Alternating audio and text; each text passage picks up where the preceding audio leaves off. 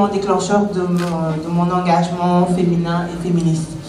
Je viens du Sénégal, et le Sénégal est généralement présenté comme le pays où les luttes féminines ont eu leur ancrage, dans l'Afrique de l'Ouest et plus généralement dans l'Afrique anglophone.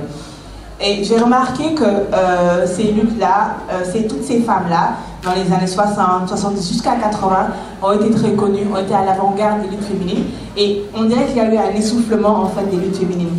Et le passage de relais n'a pas été fait.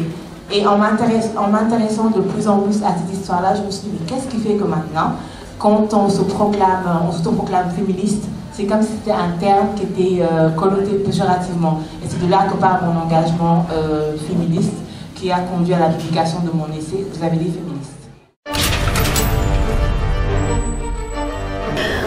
J'ai retenu des similitudes entre les combats des femmes d'Afrique subsaharienne et les combats des femmes au Maghreb, en Algérie notamment. J'ai retenu que malgré ces similitudes, il y a encore beaucoup d'efforts à faire pour créer plus de communs,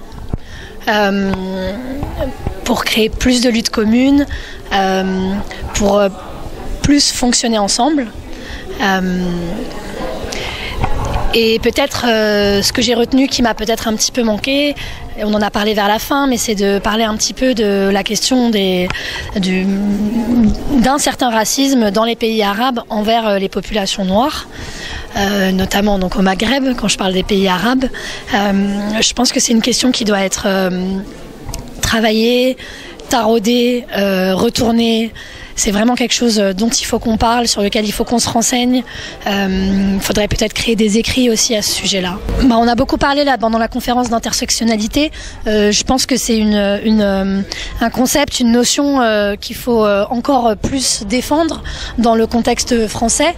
Dans le contexte maghrébin, il se trouve que il y a quelques jours en Tunisie, il y a 12 ouvrières agricoles qui sont mortes dans un accident en allant travailler les champs. Je pense que la question de classe, en fait, de la question féministe liée à la question de classe, dans le contexte tunisien, j'espère sera beaucoup plus abordée en 2019, en 2020, en 2021 et toutes les années qui vont suivre.